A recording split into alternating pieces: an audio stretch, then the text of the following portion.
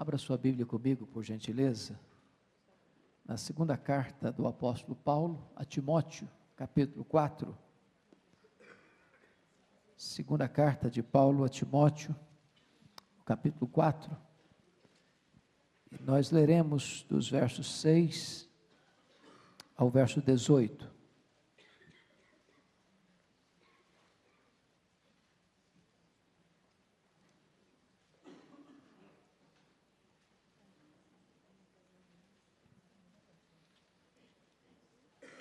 Segundo Timóteo 4, 6 a 18.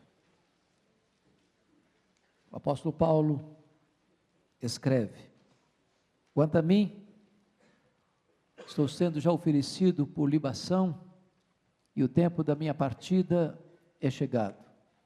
Combati o bom combate, completei a carreira, guardei a fé. Já agora a coroa da justiça me está guardada, a qual o Senhor reto juiz me dará naquele dia, e não apenas a mim, mas a todos quantos amam a sua vinda. Procura vir ter comigo depressa, porque Demas, tendo amado o presente século, me abandonou, e se foi para Tessalônica. Crescente foi para a Galácia, Tito para a Dalmácia. Somente Lucas está comigo. Toma contigo Marcos e traze-o, pois me é útil para o ministério. Quanto a Tíquico, mandei-o até Éfeso. Quando vieres, traze a capa que deixei em Troade, na casa de Carpo, bem como os livros, especialmente os pergaminhos. Alexandre, o latoeiro, causou-me muitos males. O Senhor lhe dará paga segundo as suas obras. Tu guarda-te também dele, porque resistiu fortemente às nossas palavras. Na minha primeira defesa, ninguém foi a meu favor, antes todos me abandonaram. Que isso não lhe seja posto em conta, mas o Senhor me assistiu, me revestiu de forças, para que por meu intermédio a pregação fosse plenamente cumprida, e todos os gentios ouvissem, e fui libertado da boca do leão. O Senhor me livrará também de toda obra maligna, e me levará salvo para o seu reino celestial. A Ele glória pelos séculos dos séculos. Amém. Amém. Eu queria pensar um pouco com vocês nesta manhã sobre a capacitação da graça de Deus na aflição. Penso que todos vocês estão cientes de que esta é a última carta que o apóstolo Paulo escreveu, e a escreveu da sua segunda prisão em Roma. A primeira prisão aconteceu por volta dos anos 61 a 63, e tinha por trás os judeus, que com ciúmes perseguiram Paulo de forma implacável. Mas a segunda prisão, que ocorre por volta nos 66, 67, tem por trás uma perseguição política. Isso porque no dia 17 de julho do ano 64, a cidade de Roma foi incendiada.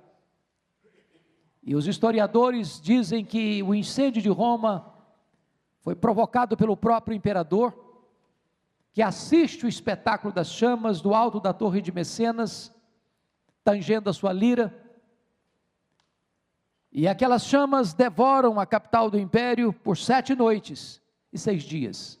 A cidade foi devastada, mais de 70% da cidade destruída, e quando o incêndio termina, Nero põe a culpa do incêndio nos crentes. Isso porque a região que não foi atingida pelo fogo, os bairros que não foram queimados e destruídos pelas chamas, eram povoados densamente por judeus e cristãos. Isso dá a ele um álibi para botar a culpa do incêndio de Roma nos crentes. E começa então uma caçada, uma perseguição cruel, um banho de sangue, uma chacina, uma carnificina na cidade de Roma e em outras regiões.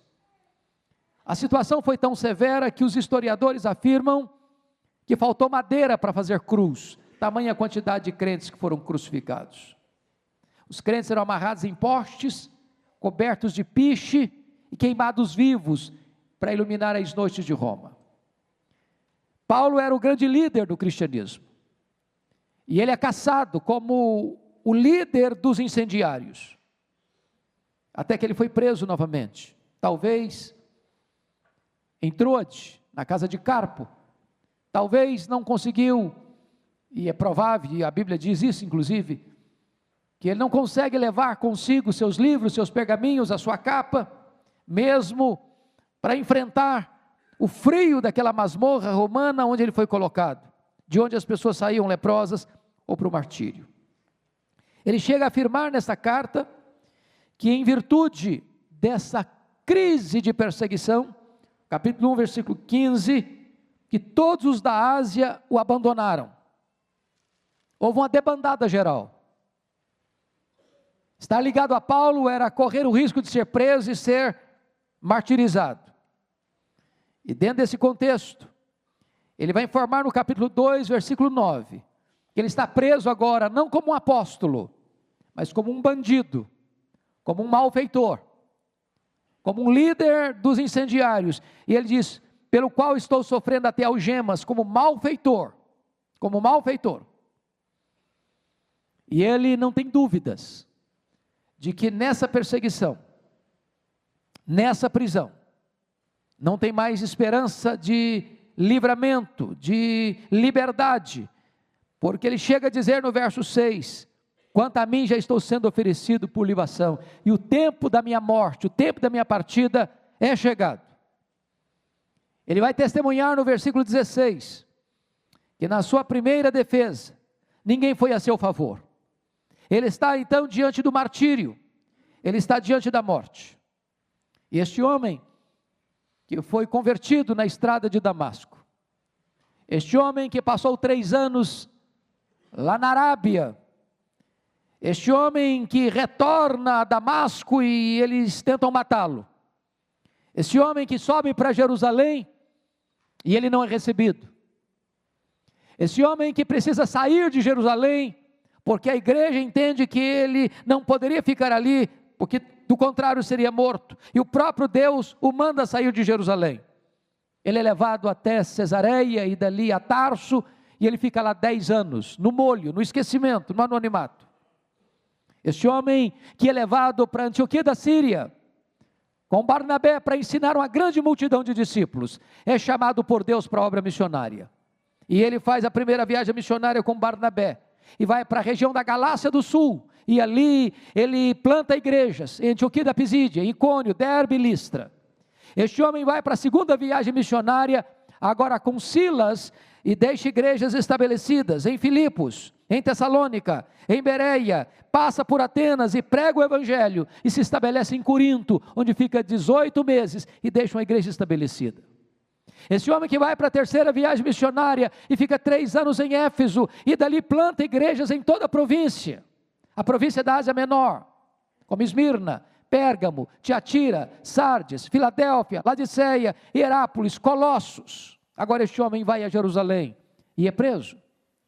Ele é transferido para Cesareia, e fica 2 anos preso, acusado pelos judeus. Ele vai para Roma para ser julgado diante de César, e enfrenta um naufrágio. Ele chega à ilha de Malta e é picado por uma cobra. Ele chega em Roma, na primeira prisão, algemado, mas diz para a igreja algo magnífico.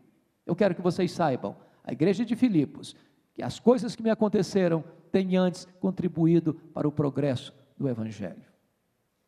Que coisas foram essas? Ele foi perseguido em Damasco, ele foi rejeitado em Jerusalém, ele foi esquecido em Tarso, ele foi apedrejado em Listra, ele foi preso e açoitado em Filipos, ele foi escorraçado de Tessalônica, ele foi enxotado de Bereia, ele foi chamado de tagarela em Atenas, ele foi chamado de impostor em Corinto, ele enfrentou feras em Éfeso, ele enfrentou um naufrágio para Roma, ele foi picado por uma cobra em Malta, ele chega em Roma preso e algemado, mas ele entende que a providência carrancuda abre-lhe um sorriso de Deus, abrindo a porta do evangelho para tanta gente. A primeira coisa que então nós aprendemos é que a vida cristã não é uma colônia de férias, não é uma estufa espiritual, não é um parque de diversões. Paulo foi um homem que andou com Deus, que viveu uma vida superlativa, um homem de oração, um homem de jejum, um homem cheio do Espírito Santo, o maior teólogo da igreja, o maior plantador de igrejas da história do cristianismo, o maior missionário da igreja, enfrenta lutas, lágrimas, apedrejado, preso, açoitado, humilhado, vilipendiado, e agora ele está numa masmorra, fria, úmida, insalubre, com o seu corpo cheio de chagas e de feridas, porque diz: eu trago no corpo as marcas de Cristo. Então, se você hoje está enfrentando lutas, se hoje você está enfrentando vales, se hoje você está enfrentando tribulações, se hoje você está enfrentando perseguições, se hoje você está enfrentando aflições e dificuldades, não murmure, entenda que a graça de Deus é suficiente para sustentar você nessa crise. Ele, enfermo, disse para Deus, para curá-lo daquele espinho na carne, e Deus disse para ele: não, Paulo, a minha graça te basta, o meu poder se aperfeiçoa na fraqueza. Mas em segundo lugar, irmãos, a graça de Deus nos capacita para vivermos vitoriosamente, apesar das adversidades. Se você conferir comigo, os versículos 9 ao versículo 18, este homem está no final da vida. Ele diz na carta a Filemon, que escreveu da primeira prisão, que já era um velho. Ele diz na carta aos Gálatas que ele trazia no corpo as marcas de Cristo. E esse homem está enfrentando no final da vida alguns dramas. O primeiro drama que ele está vivendo aqui é o drama da solidão. Olha comigo o versículo 9, por favor. Procura vir ter comigo depressa. Olha o verso 21. Apressa-te a vir antes do inverno. Meus irmãos, não é simples viver o drama da solidão. Sobretudo para alguém que viveu a vida diante de grandes multidões, levando a esperança do Evangelho. Ele termina a vida, ele encerra a vida, ele encerra o ministério, ele fecha as cortinas da sua história, sozinho, abandonado. As pessoas que estavam do lado dele agora, têm medo de se associarem com ele. Os da Ásia o abandonaram. Ele está esquecido, jogado numa masmorra. E ele diz para o seu filho Timóteo: meu filho, vem depressa, eu preciso de você, eu preciso de companhia, eu preciso de um amigo, eu preciso de um ombro, eu preciso reclinar minha cabeça no seu peito, eu não posso viver dentro dessa solidão cruel, sozinho. Mas filho, venha depressa, venha antes do inverno, porque se o inverno chegar, você não vai poder navegar, e se você não chegar depressa, quando você chegar, eu não estou mais vivo, então venha depressa, meu filho, eu preciso de você. É muito importante você entender que a graça de Deus não nos livra de enfrentar a solidão, embora a graça de Deus nos assista na solidão. Segunda coisa que Paulo enfrenta, irmãos, é o abandono. Versículo 10. Procura, porque Demas, tendo amado o presente século, me abandonou. Não é fácil ser abandonado por um cônjuge, um namorado, um noivo, uma noiva, um amigo, um parente. Não é fácil. Não é fácil ser abandonado no final da vida. Não é fácil ser abandonado quando você mais precisa de ajuda. Não é fácil ser abandonado por aqueles em quem você investiu tanto. Paulo se sente abandonado. E o abandono dói. E o abandono é cruel. Eu quero dizer para você que a graça de Deus não nos livra do abandono, mas a graça de Deus nos assiste, mesmo quando estamos abandonados pelos homens. Terceiro, Paulo lida com o drama da traição. Olha comigo o versículo 14. Porque Alexandre o latoeiro causou-me muitos males, o Senhor lhe dará paga segundo as suas obras. Os historiadores afirmam que foi este indivíduo, Alexandre o latoeiro, que delatou o apóstolo Paulo, culminando na sua segunda prisão e no seu consequente martírio. Embora o apóstolo Paulo estivesse o tempo todo com o coração 100% voltado para a obra de Deus, para levar pessoas a Cristo, para plantar igrejas, para ver a expansão do reino de Deus, Alexandre o latoeiro puxa o seu tapete, o apunhala pelas costas e o delata. É claro que a traição dói, seja ela em que nível for. A graça de Deus não nos livra da traição, mas a graça de Deus nos assiste, mesmo quando enfrentamos traição. Quarto lugar, Paulo está preso, e ele diz no verso 13 para Timóteo assim: quando você vier, meu filho, traz a capa que deixei em Troade. Por que ele está dizendo isso? Porque eles estão numa masmorra, o inverno está chegando. Em Roma as temperaturas chegam abaixo de zero, e numa masmorra é tão frio lá dentro quanto lá de fora, e você sabe que gente velha sente mais frio que gente nova. Ele está dizendo: meu filho, se o inverno está chegando, e eu não tenho sequer uma capa para usar, eu posso morrer de frio aqui, então venha e traga a minha capa. Privações das mais severas, irmãos. Quantos servos de Deus, a despeito de serem consagrados, a despeito de se dedicarem à obra, fecham as cortinas da vida, enfrentando amargas privações daquilo que é essencial e básico. A graça de Deus não nos livra das privações, a graça de Deus nos assiste, apesar das privações. E talvez é hora de você e eu reavaliarmos um pouco a nossa vida, para pararmos de murmurar, de reclamar da vida. Porque você às vezes, e com certeza tem, casa para morar, roupa para vestir, cama para dormir, comida sobre a sua mesa, e tantas vezes você vive amargo, você vive murmurando, você vive reclamando da vida, e o maior apóstolo do cristianismo, e o maior evangelista da igreja, e o maior missionário da história do cristianismo, e o maior plantador de igrejas da história do cristianismo, fecha as cortinas da sua vida, sem ter sequer uma capa velha e surrada para usar na chegada do inverno. Mas em último lugar, irmãos, Paulo lida com outro drama, o drama da ingratidão. Confira aí o versículo 16, porque na minha primeira defesa, ninguém foi a meu favor, antes todos me abandonaram.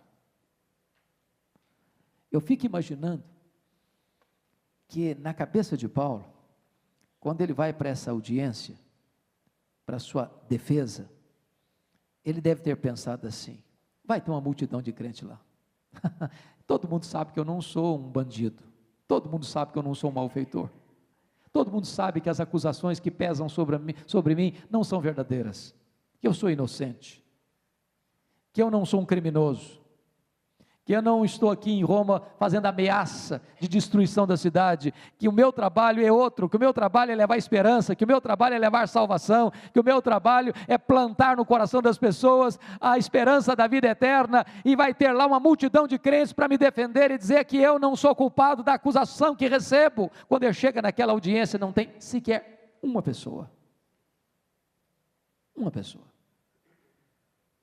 Talvez não tenha dor mais profunda do que a dor da ingratidão, de você investir, e investir, e investir, na hora que você precisa de um ombro amigo, de uma palavra amiga, de um companheiro na jornada, essa pessoa falha com você, e Paulo fica exatamente desamparado do ponto de vista humano naquela audiência. Ninguém foi a meu favor.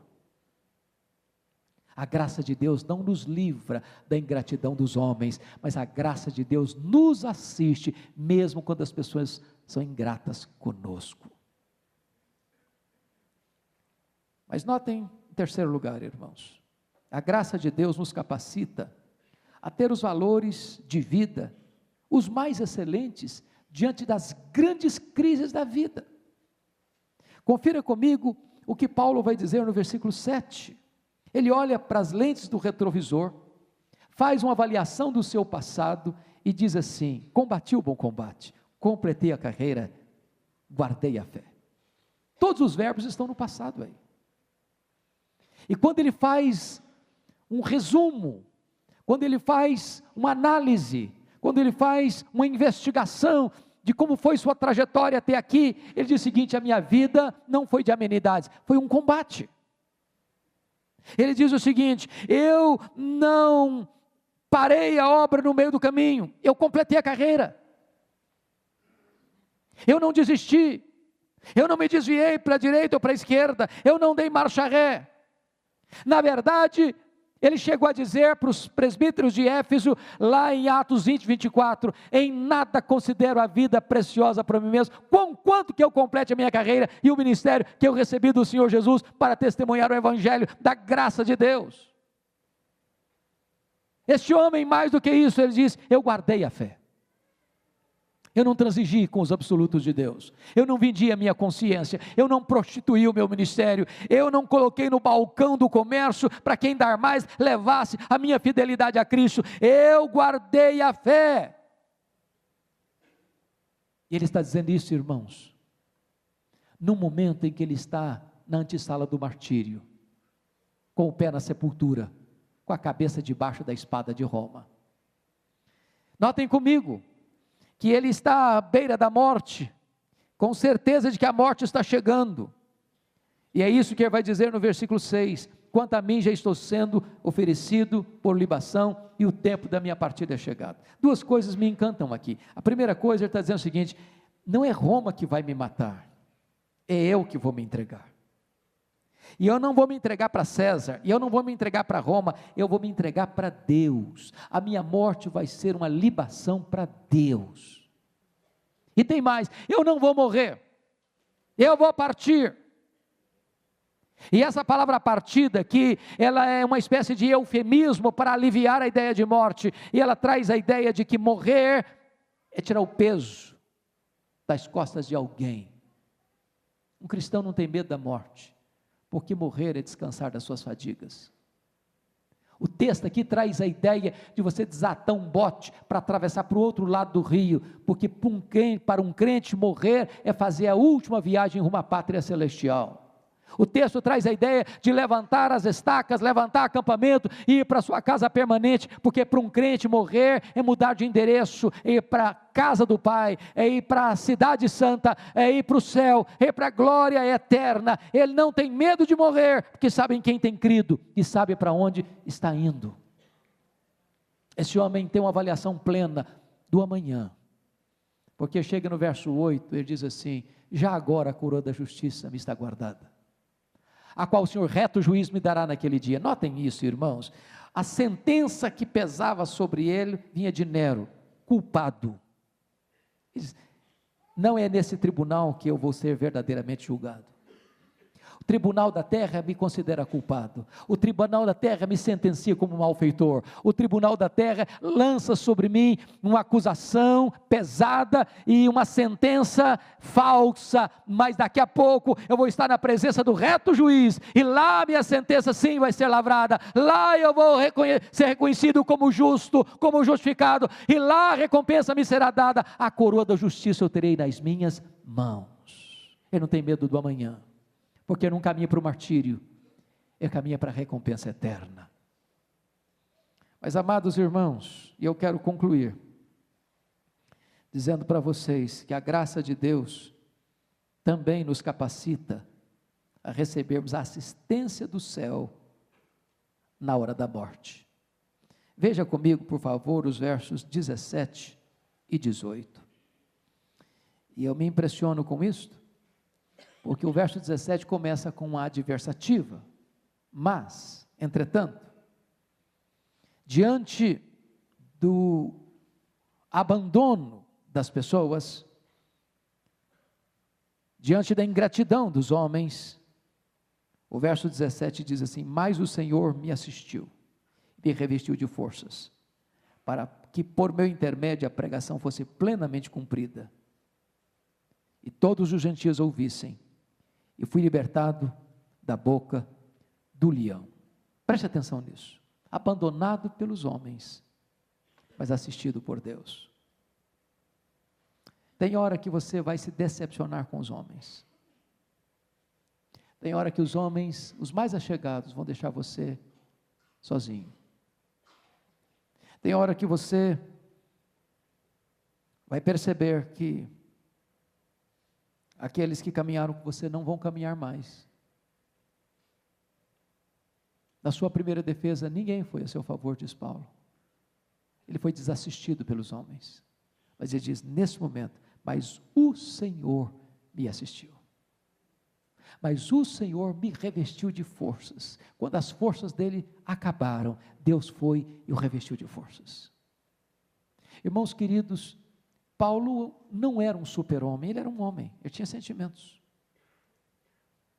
E um homem que está numa masmorra, um velho que está cheio de cicatrizes, que está sentindo frio, que sabe que a sua sentença é irremediável, é irrevogável, está caminhando para o martírio. Chega um momento que as forças acabam. Chega um momento em que a assistência parece que desaparece. E nessa hora em que o chão fugiu de debaixo dos seus pés, nesta hora em que a dor apertou o seu peito, nesta hora em que ele sente que as pessoas que podiam e deviam estar do seu lado não estão mais, ele olha para Deus e diz, o Senhor me assistiu, o Senhor me revestiu de forças. Este é o nosso Deus, este é o nosso Deus que nos prepara para enfrentar as crises e até mesmo na hora da morte. Mas mais, Deus não nos livra das provas, mas nos dá poder e forças para cumprirmos o nosso ministério, mesmo nas provas. Olha o verso 17 ainda, mas o Senhor me assistiu, me revestiu de forças, para que por meu intermédio a pregação fosse plenamente cumprida, e todos os gentios a ouvissem. Notem, irmãos, que esse homem está na beira da morte, ele está no corredor da morte, e o que preocupa esse homem não é se vai viver ou morrer, o que preocupa este homem não é se ele vai ser solto ou ficar preso, o que preocupa este homem é que a palavra de Deus alcance o seu propósito, chegue mais longe, vá a horizontes mais largos, e todos os gentios possam ouvi-la. Ele está preso, diz ele, mas a palavra de Deus não está algemada. Como isso é precioso, irmãos. O que é importante não é o pregador, o que é importante é a pregação, o que é importante não é o obreiro, o que é importante é a obra, o que é importante não é o mensageiro, o que é importante é a mensagem, o que é importante é que mesmo que o pregador tombe e morra, a obra de Deus vai prosseguir e vai continuar. Mas em terceiro lugar, Deus muitas vezes não nos livra da morte, mas na morte. Olha o versículo 18. O Senhor me livrará também de toda obra maligna, e me levará salvo para o seu reino celestial. Quando ele diz que Deus vai livrar da obra maligna, ele não está dizendo que Deus vai livrá-lo da morte. E quando ele diz que Deus levará salvo para o seu reino celestial, ele está dizendo que Deus levará para o seu reino celestial através da morte. Isso é maravilhoso, porque um crente é vencedor, ele é vitorioso, ainda que ele seja abandonado, ainda que ele esteja com solidão, ainda que ele seja traído, ainda que ele seja esquecido, ainda que ele sofra martírio, ele é vencedor. Ainda que ele sofra as consequências mais graves na vida, ele será levado salvo para o reino celestial. A morte para nós não é uma derrota, não é um fracasso, não é o fim da linha, é lucro, é bem-aventurança, é estar com Cristo, é incomparavelmente melhor. Tem hora que Deus não nos livra da morte, tem hora que Deus nos livra na morte. E fecho e termino aqui. Na hora do balanço final, Paulo expressa não um gesto de frustração, mas um tributo de glória ao seu Senhor. Quando ele diz no verso 18, a Ele, glória pelos séculos dos séculos. Porque preste atenção, irmãos, este homem poderia, no final da vida, lamentar, dei tanto, recebi tão pouco, investi tanto, recebi tão pouco, semeei tanto, estou colhendo tão pouco, me doei tanto, e recebi ingratidão. Ele podia ter nos seus lábios palavras de murmuração, de reclamação, de amargura, de frustração, de decepção. Mas Ele fecha as cortinas da sua vida, erguendo os olhos para cima e dizendo: a Ele, a Jesus, glória pelos séculos dos séculos. A graça de Deus nos assiste. A graça de Deus não nos abandona. A graça de Deus nos é suficiente. A graça de Deus nos basta na vida e na morte e por toda a eternidade. Curva sua fronte, por favor.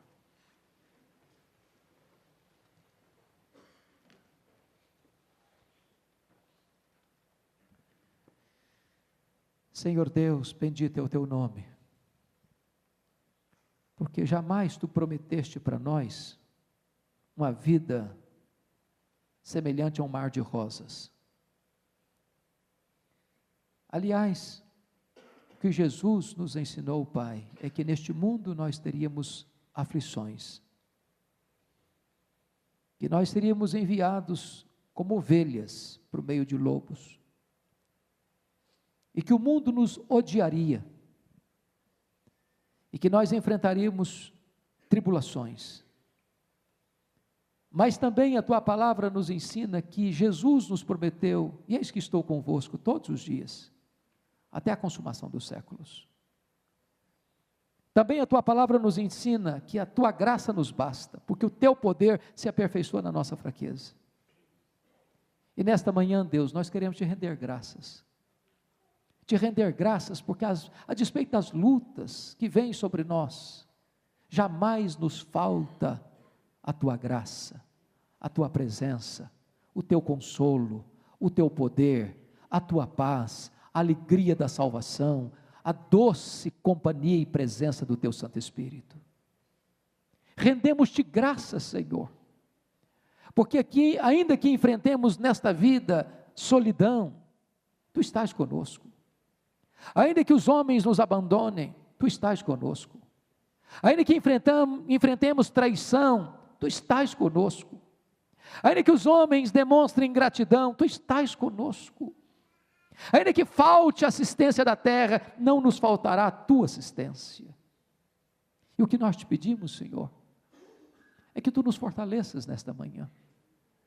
Que nós entendamos, Deus, que não estamos aqui para nos protegermos a nós mesmos, para buscarmos qualidade de vida apenas para nós mesmos. Nós estamos aqui, Deus, sobretudo para levarmos a tua palavra, para que esta palavra se espalhe e chegue aos confins da terra e todos os gentios possam ouvi-la.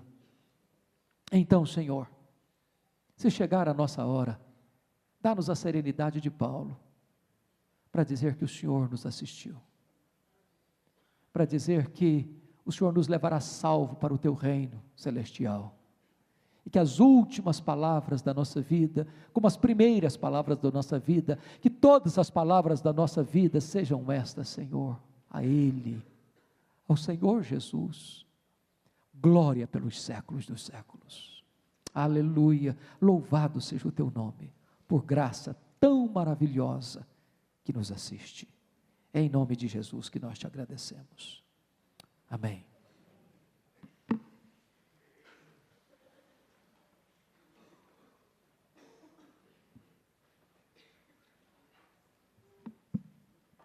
Meus irmãos, estamos chegando no final do nosso culto, vamos louvar ao nosso Deus, cantando o hino 55. Durante esses momentos de louvor ao nosso Deus, também estaremos consagrando os nossos dízimos e as nossas ofertas.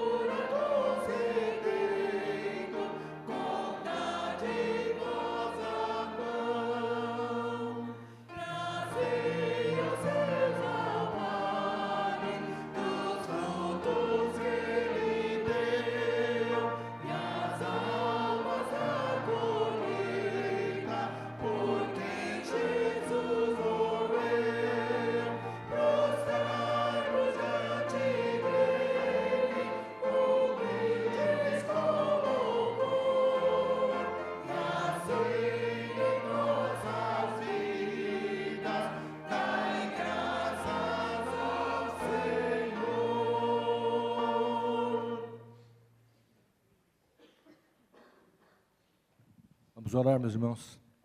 Santo e eterno Deus, Deus da graça e da misericórdia, nós te agradecemos, Senhor, porque o Senhor nos trouxe aqui esta manhã, para em comunhão com os nossos irmãos, cantarmos louvores, agradecermos ao Senhor por todas as bênçãos que o Senhor tem derramado sobre as nossas vidas, sobre as nossas famílias, sobre a nossa igreja, sobre o nosso país.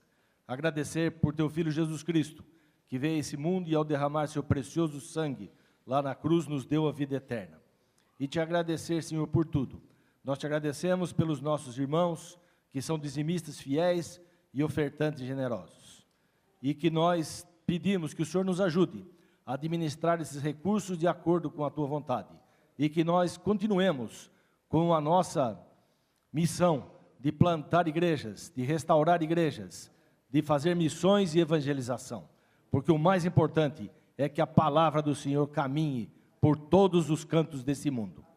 Nós pedimos pelos nossos irmãos que estão doentes. Afofa-lhes a cama essa manhã, Senhor. Também estimula os seus parentes, os seus queridos, para continuarem. E que eles possam receber os melhores tratamentos, os melhores remédios e ter os melhores médicos. Pedimos por aqueles que estão desempregados, que o Senhor esteja abrindo uma porta para eles. E também para aqueles que estão afastados de Ti, ó Pai. Traze-os de volta e que nós os recebamos com o coração alegre e satisfeito. Muito obrigado por tudo. Fica conosco no dia de hoje. É no nome precioso de Jesus que nós oramos e agradecemos. Amém. Povo amado de Deus, que a graça do Senhor Jesus Cristo, que o insondável amor de Deus, o nosso Pai, que a comunhão, o poder e a alegria do Espírito Santo sejam sobre vós, e sobre todo o povo de Deus, agora e sempre. Amém.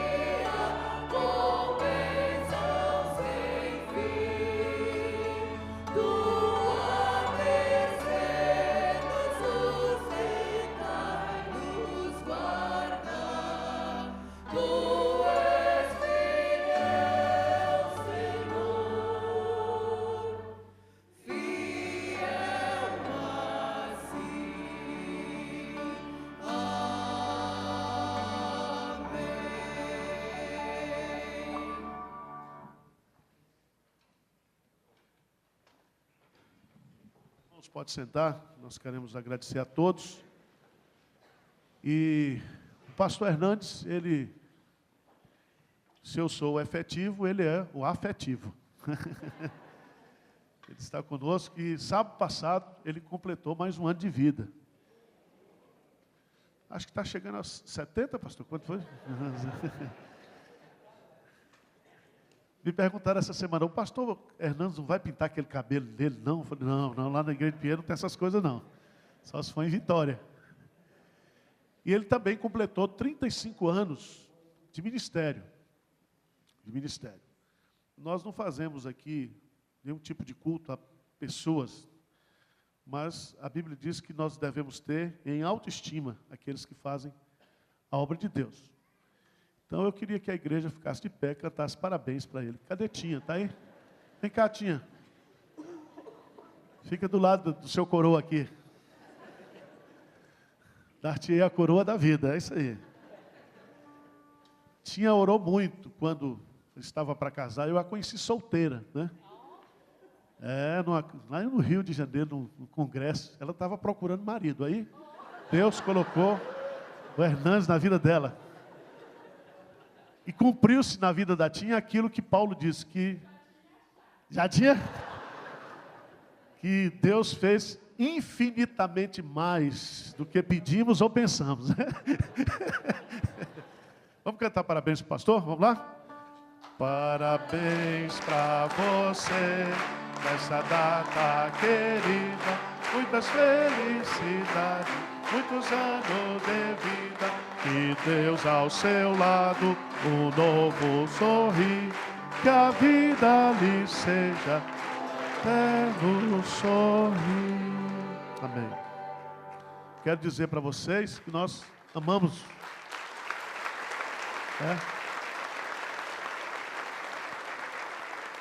Amamos você de coração. Senhor Deus, continue dando saúde, graça para o pastor Hernandes, para a Tinha, para a Mariana, para o Tiago, para a Renata.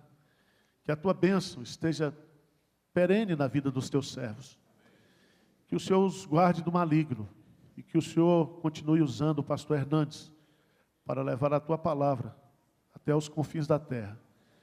E que ele cumpra, ó Deus, cabalmente o seu ministério, debaixo da tua proteção, do teu carinho. E que nós aqui, na igreja de Pinheiros, possamos ser retaguarda espiritual dele, orando, encorajando, abençoando a sua vida e da sua família a cada dia. Nós oramos de coração, em nome de Jesus.